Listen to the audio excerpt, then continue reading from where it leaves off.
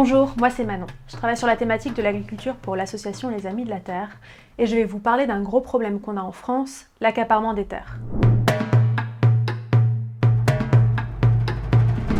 L'accaparement des terres, c'est quand des personnes ou des multinationales s'accaparent des terres jusqu'à construire des empires de plusieurs milliers d'hectares au détriment de l'agriculture paysanne.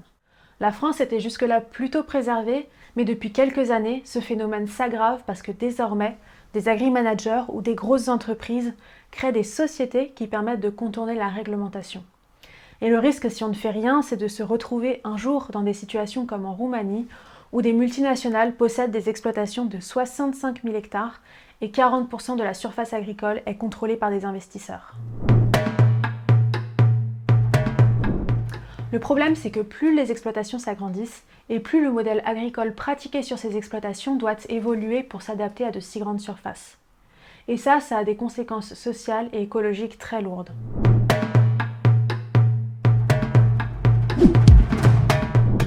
En grande partie à cause de l'agrandissement des exploitations, le nombre d'agriculteurs est en chute libre depuis les années 60. Et ça change complètement le visage de l'agriculture. On a de moins en moins d'agriculteurs exploitants et autonomes sur leurs terres et de plus en plus de salariés en contrat précaire, voire même de travailleurs détachés aux conditions de travail proches de l'esclavage. La personne qui est décisionnaire sur l'exploitation n'est plus forcément celle qui travaille et habite sur place, et ça fait que les décisions qui sont prises sont déconnectées du territoire, de l'environnement et des personnes qui travaillent effectivement la terre.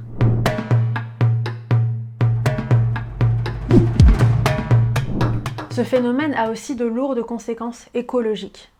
Agrandir les exploitations, ça veut dire raser les haies, utiliser des machines lourdes qui tassent la terre, spécialiser les exploitations et donc recourir aux pesticides et aux engrais, avec toutes les conséquences qui en découlent pour la biodiversité, le climat et la vitalité des territoires ruraux. Et comme la moitié des agriculteurs vont partir à la retraite dans les 10 prochaines années, si on laisse faire, non seulement on sera les témoins passifs d'un vrai plan social agricole, mais en plus, on va enterrer toute possibilité de transition agroécologique parce qu'il ne peut pas y avoir d'agroécologie sans paysannes et paysans nombreux. Et il y a un an, la loi Sans Passe-Tous a été promulguée pour s'attaquer au problème, mais malheureusement, elle a été vidée de sa substance par les lobbies.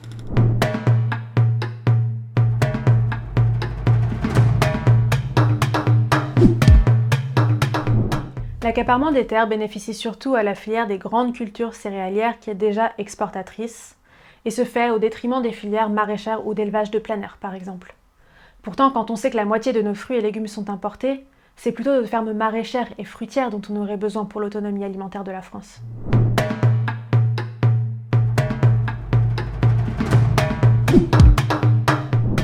L'accaparement des terres, ce sont des exploitations qui deviennent grandes parce qu'elles absorbent les petites. Et de 4 hectares en 4 hectares, elles finissent par s'étendre sur des milliers d'hectares, quand sur une même surface, on aurait pu avoir des centaines de fermes et au moins autant de paysans. Et c'est donc en faisant disparaître les petites que les plus grandes exploitations peuvent exister. Déjà, il faut d'urgence limiter la taille des fermes. Ce n'est pas acceptable aujourd'hui que des exploitations de plusieurs milliers d'hectares soient cédées à des grosses multinationales ou à de gros agri-managers, alors qu'elles pourraient permettre l'installation de nouveaux agriculteurs. Il faut aussi mettre un terme aux politiques qui favorisent l'agrandissement des exploitations. Par exemple, la PAC continue de verser des paiements à l'hectare, alors qu'elle devrait verser des paiements à l'emploi, pour justement favoriser les modèles agricoles les plus créateurs d'emplois et qui ont un impact positif pour les territoires. Il faut aussi repenser nos outils qui régulent l'accès à la terre, qui deviennent de plus en plus obsolètes avec le développement des montages sociétaires. Avec les associations Terre de Liens et Acterre, on propose de les remplacer par une commission départementale de régulation foncière.